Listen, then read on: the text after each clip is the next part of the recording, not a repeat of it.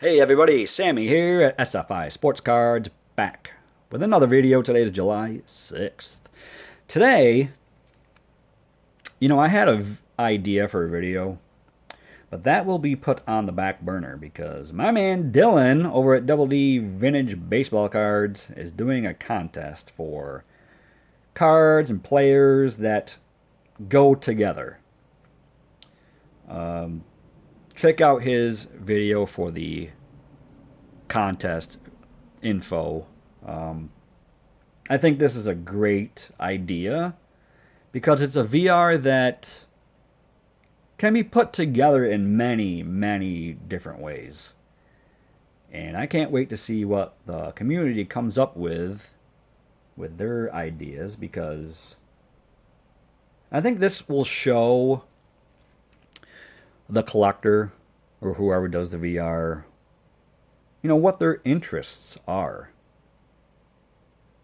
Finding that link between players and cards. So I think it'll definitely show what they're into as far as collecting. Now, with me, I've always been a player first and cards second type of collector, meaning I'm big on history, stories of players, whether it be Hall of Famers, role players, career bullpen guys. I'm up for any type of player to collect if they have that story that goes along with it. And I know Dylan has mentioned he enjoys reading books on players of the past, and so do I, because you can find out a lot of info on players you've never heard of, or maybe not that familiar with. So it gives you ideas, and it takes you back to, that time and place of that particular player that you're, reading up on. So I decided to put a little spin on this where I can display these players together because they are an important part in my favorite team's history, the New York Yankees. So they had a dynasty like no other in baseball history. From 1949 to 1953, they won 5 consecutive World Series. And when you think of New York Yankee teams throughout their storied history, you may think of Murderers Row in the 20s, the M&M Boys, Mantle and Maris, 60s, the core 4 teams of the 90s with Jeter, Posada, Mariano, Pettit, among a cast of other players they had. But what about the pitching staffs? So I've been working on a project that will include individual pitchers from various championship teams from the Yankee franchise. And today I figured, I can include this in Dylan's contest. So I want to show 4 pitchers from that 5 consecutive World Series championship Yankees staff that really held the team together, despite having DiMaggio, Berra, Rizzuto, Bauer, and others. So first I'm going to start off with the chairman of the board, Whitey Ford. He came up in 1950 and was on that championship team. And he was on the 1953 team as well. He spent 1951 and 1952 in the Army during the Korean War. So he did miss out on playing with those teams. His postseason record, 10-8, 2.71 ERA, often matched up with the other team's ace.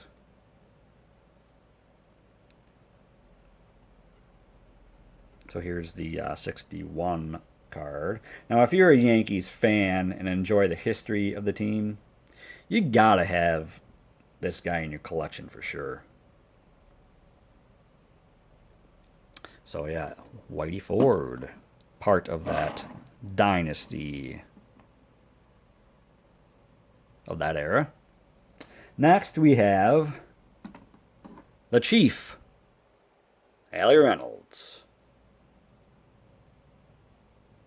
Here is the 54 Bowman, which I got graded several months ago, and very happy with how it looks.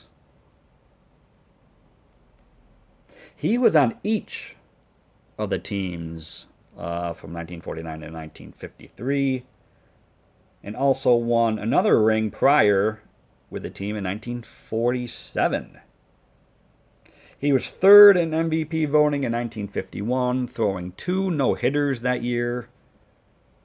He was runner-up in 1952. Now, back then, they actually gave MVPs out to the most valuable player. You know, what a concept. Now it seems they just give it to the best player. And I think they're 2 separate, entities, but that's for a different discussion. 1953, he was actually put in a more, a closer role. He did start here and there, but he was kind of a back end of the game pitcher. He notched 13 saves that year. His career postseason record, 7-2, 2.79 ERA. This is a beautiful card. So he is grouped in as well. Some considered him at certain points as the best pitcher on the team, but that kind of went back and forth because the depth of that staff was just truly amazing. Next, we have the Springfield Rifle, Vic Raschi. And look at this beautiful 1952 Bowman card. Just a stunner.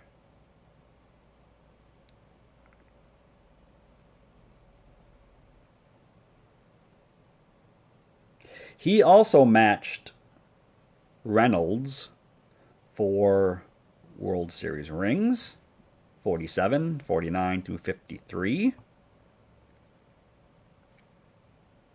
And I think Raschi is probably the most overlooked from this group. But that wasn't the case amongst his peers at the time. He won 21 games 3 consecutive years and finished in the top 10 in MVP voting twice. Postseason record 5-3, 2.24 ERA. This card will be included in my next SGC submission.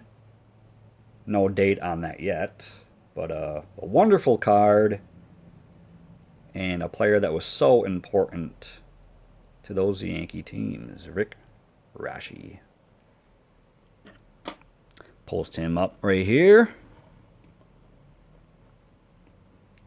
And last but not least, one of my most recent pickups, Steady Eddie, the junk man himself, Eddie Lopat.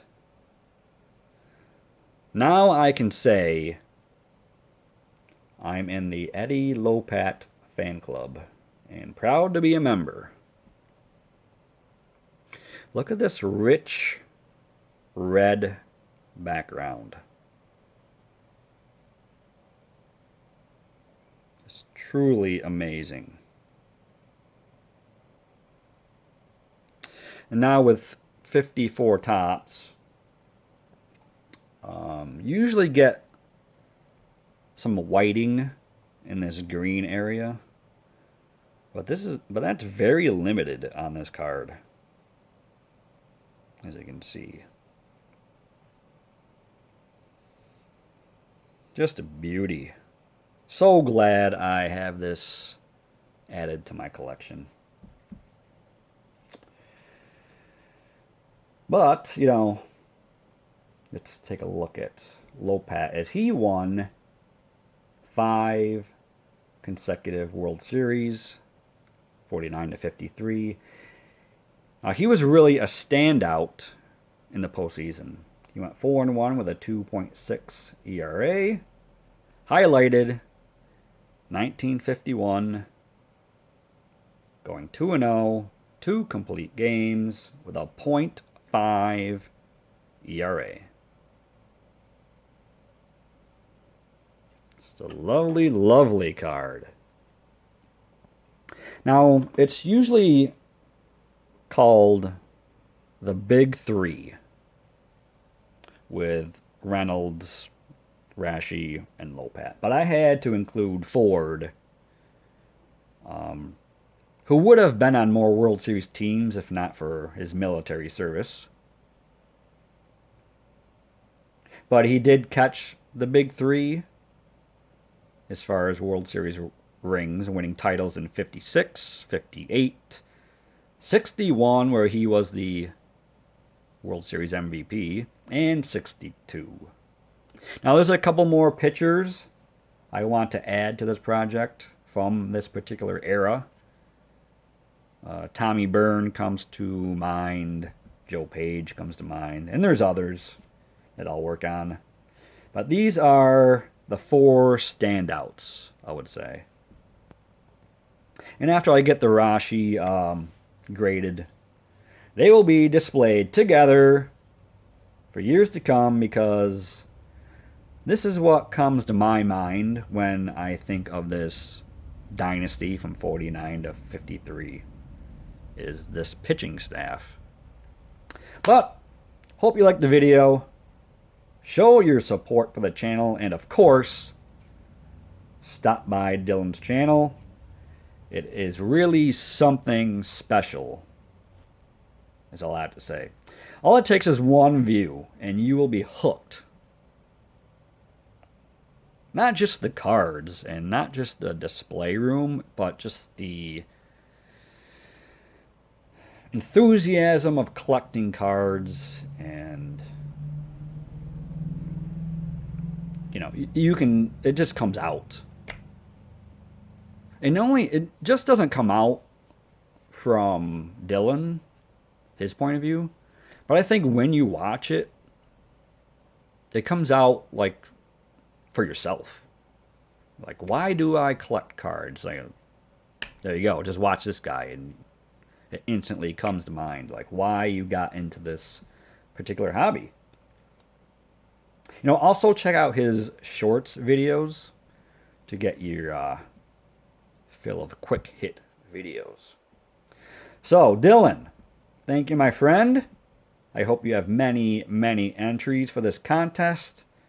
You are well loved in this community, and I hope things are going well at home.